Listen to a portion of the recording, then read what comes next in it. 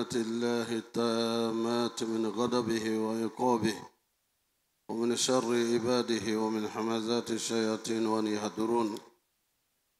نعوذ بالله الذي يمسك السماء أن تقع على الأرض إلا بإذنه من شر ما خلق وزرع ومن شر الشيطان وشركه. أعوذ بالله السميع العليم من الشيطان الرجيم. بسم الله الرحمن الرحيم. إن الحمد لله نحمده ونستعينه ونستهديه. من يهده الله فهو المهتدي ومن يضلل فلن تجد له وليا مرشدا.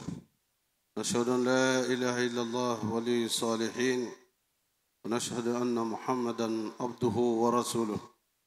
اللهم صل وسلم على المبعوث رحمة للعالمين محمد بن عبد الله وعلى آله وصحبه وسلم.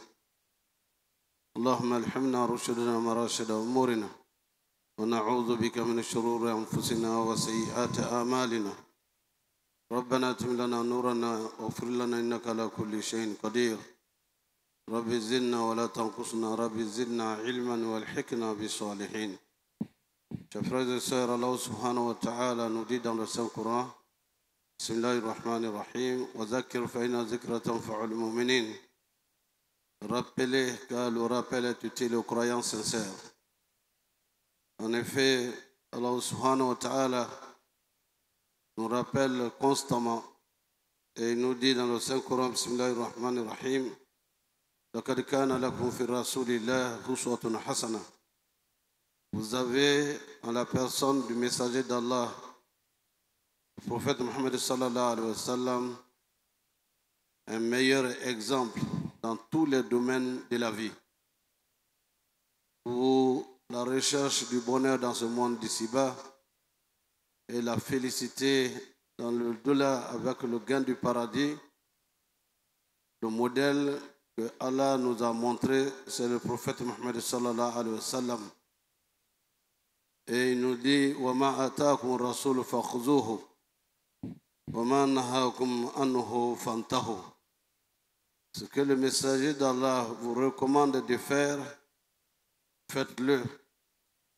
Lorsqu'il vous met en garde contre quelque chose, éloignez-vous-en. Il y va de notre bonheur ici-bas et notre bonheur dans l'au-delà. qu'Allah nous accorde le paradis des vertueux serviteurs, Inch'Allah. En effet, aujourd'hui, nous avons décidé de rappeler le droit du voisin, le droit du voisinage en islam. En effet, le prophète Mohammed sallallahu alayhi wa sallam nous le dit. من كان يؤمن بالله واليوم الآخر فلا يؤذي جاره. Et il dit encore, sallallahu alayhi wa sallam, ما زال جبريل يوصيني بجاري حتى ظننت أنه سيورثني. Dans le premier hadith, il nous dit, celui qui croit sincèrement à Allah et au jour du jugement dernier, qui ne fait pas du mal à son voisin. Et il dit, j'ai reçu tellement de recommandations de la part d'Allah concernant mon voisin jusqu'à ce que je me suis dit, le jour où je ne suis pas de ce monde, c'est fort possible que ce soit un voisin qui prenne mon héritage, qui me succède. Et donc, le voisinage est chose importante et fait partie de notre quotidien.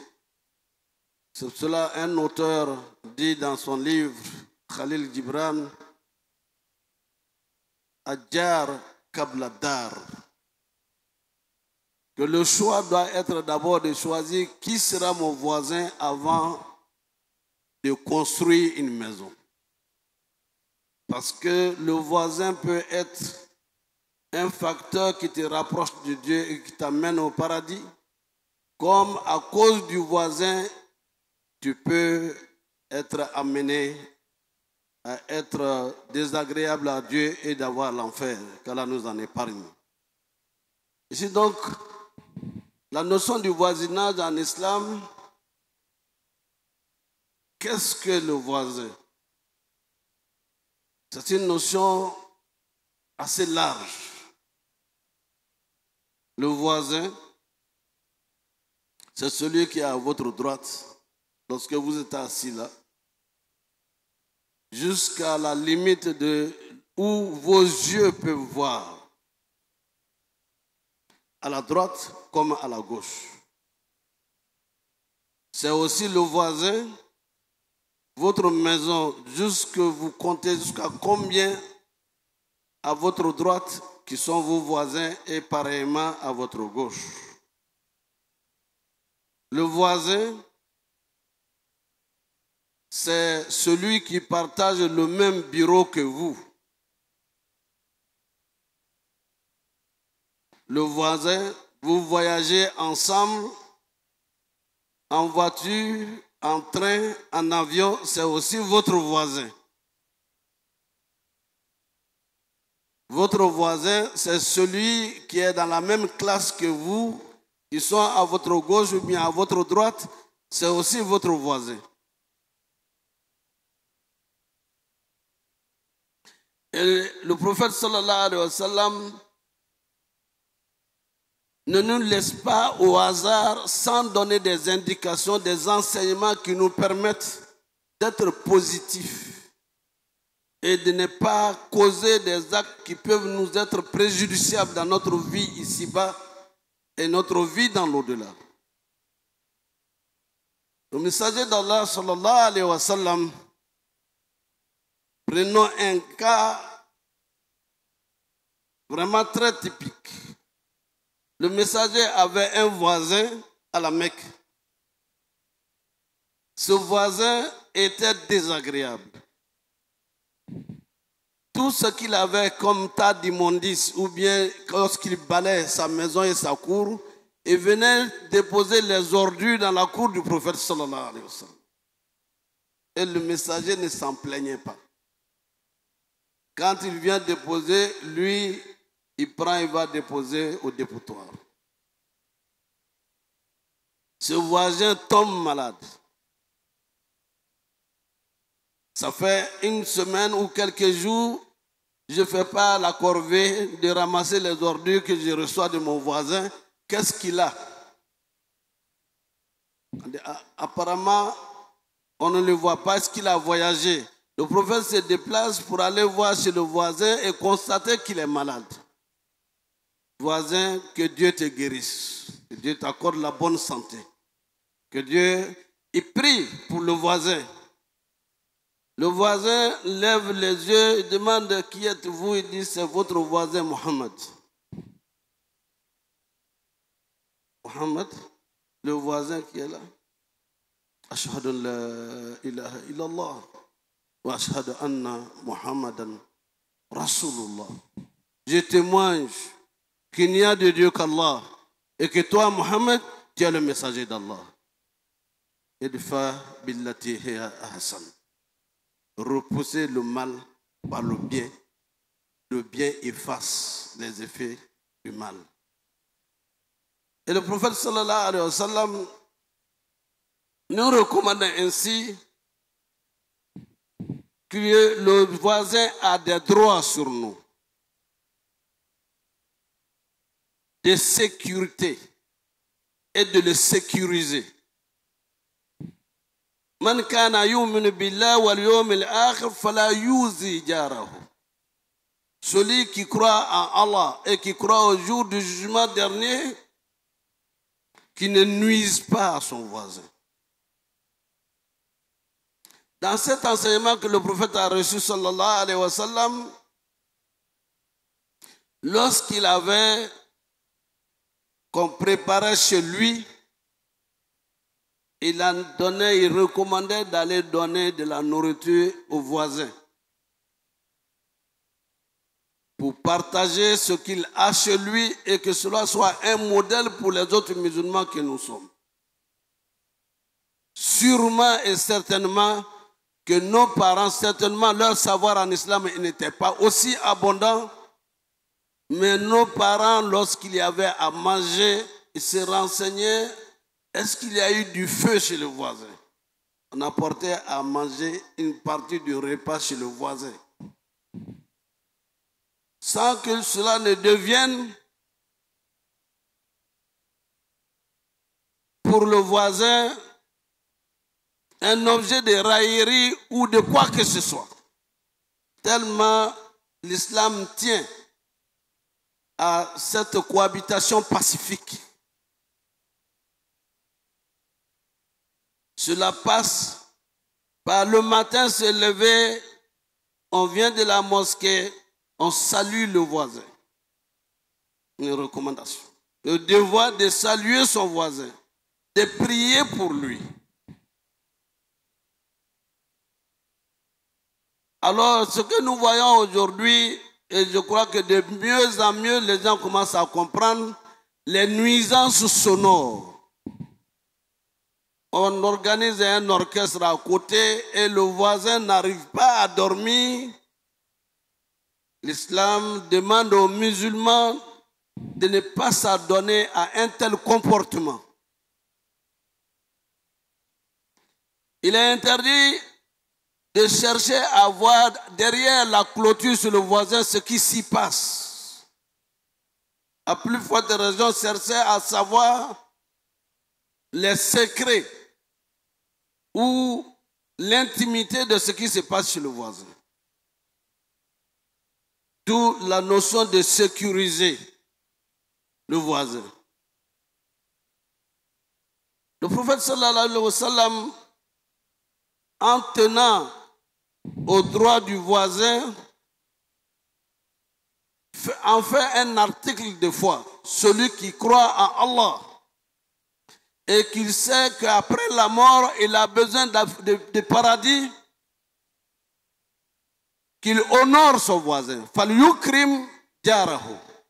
Falyukrim daifahu. Qu'il honore son voisin. Qu'il honore son hôte. Celui, l'étranger qui vient d'ailleurs, celui qui croit à Allah. Et au jour du jugement dernier, falyukrim daifahu. Qu'il honore son hôte, son étranger. Ici donc, la notion de l'hospitalité du musulman.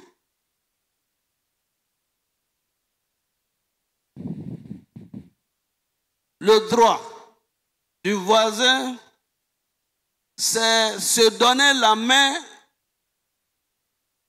le amr bil ma'ruf wa nahy anil munkar. C'est ordonner le convenable et interdire le blâmable. Ordonner le convenable et interdire le blâmable. C'est aussi un devoir et une responsabilité du musulman par rapport à son voisin. Bien sûr, la notion de secours à apporter aux voisins dans les circonstances malheureuses ou des épreuves difficiles et aussi dans les périodes de difficultés et de malheurs et des épreuves. Le prophète sallallahu alayhi wa sallam en a donné l'exemple. وَيُؤْثِرُونَ عَلَىٰ أَنفُسِهِمْ وَلَوْ كَانَ بِهِمْ خَصَاصَةٌ.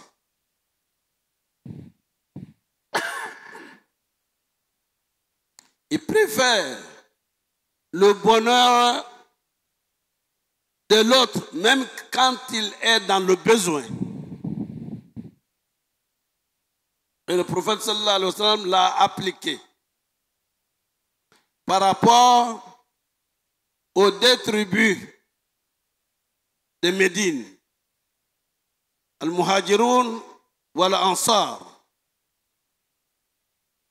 Ceux qui sont les Ansar, les habitants de Médine, préféraient le bonheur de ceux qui sont venus de la Mecque, quand bien même ils étaient dans le besoin. C'est donc, chers frères et sœurs, la notion de voisinage, c'est aussi, comme je l'ai dit, le partage des moments de joie. Oui, la question vient très souvent. Lorsque nous avons les fêtes de Ramadan, ou pendant le Ramadan, il y en a qui demandent si je dois apporter à manger à mon voisin. Oui. On apporte, c'est même une tradition. Nous le vivons même pendant le mois béni de Ramadan, ici au plateau. Faire à manger, plus que pour les fidèles, et les gens viennent sur le plateau, viennent pour manger et prendre des kits et aller avec. Ce sont nos voisins, ces jeunes qui sont en train de garer les véhicules et les autres. Ce sont nos voisins. Pendant le mois de Ramadan, ils viennent partager le repas avec nous.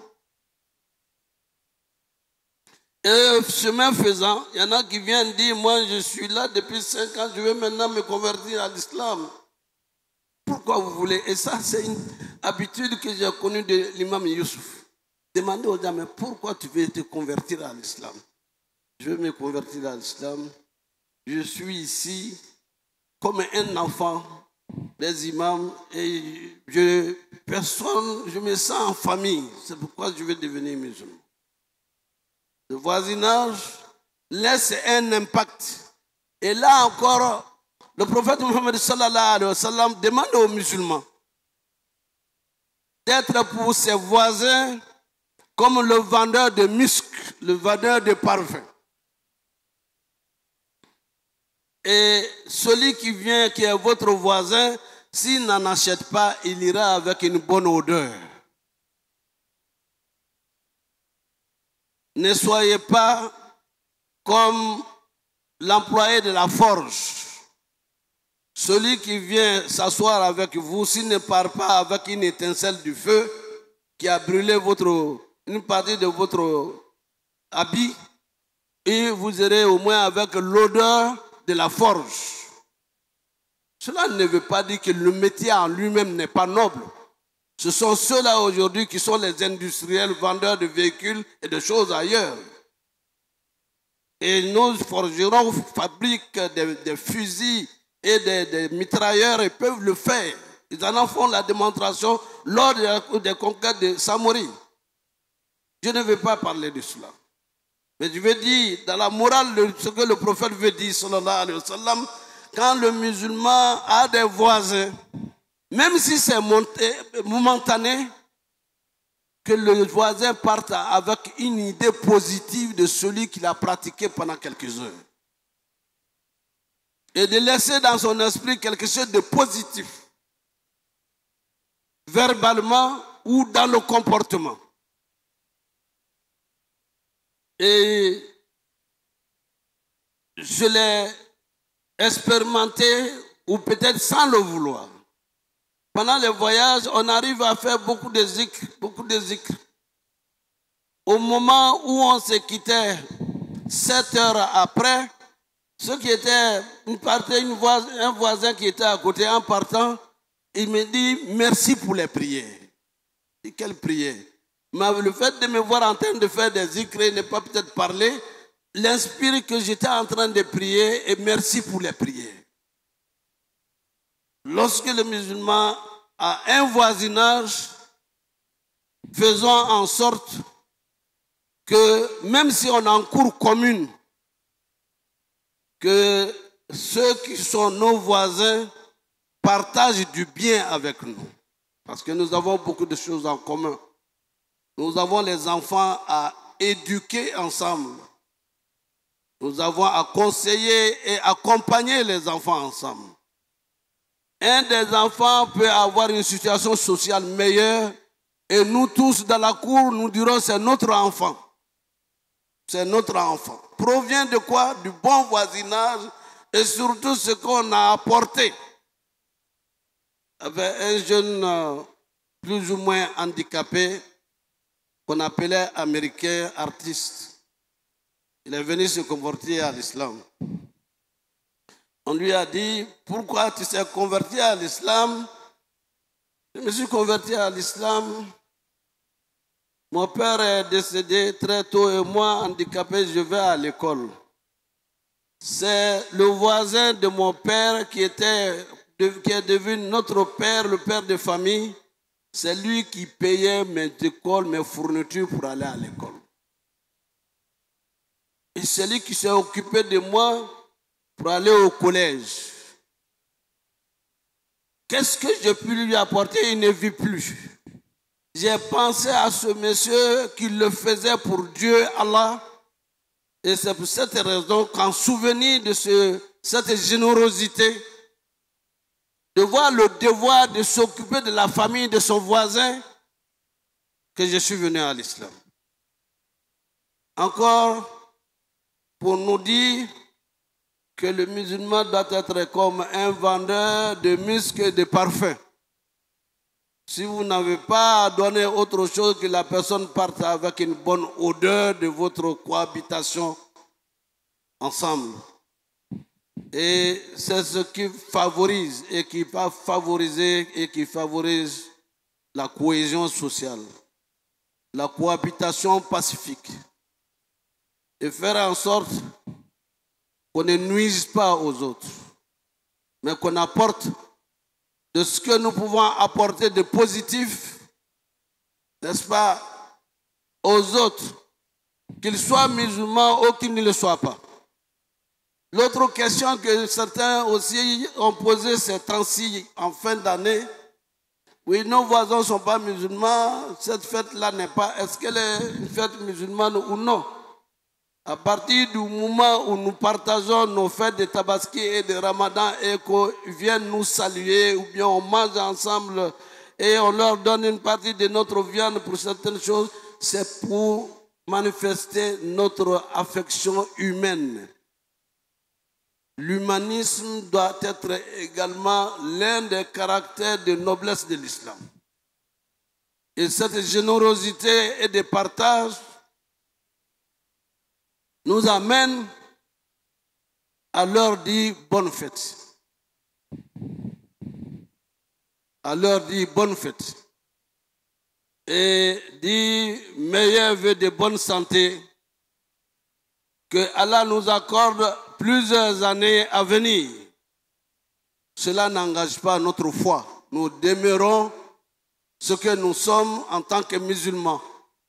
Mais l'ouverture d'esprit amènera d'autres choses, d'autres personnes à s'interroger sur l'essence de l'islam. N'est-ce pas que c'est dans un esprit sain que l'islam se ferait chemin dans un esprit raisonnable. Et c'est pas le comportement. On ne peut, la ikraha fi din, on ne peut imposer notre foi aux autres.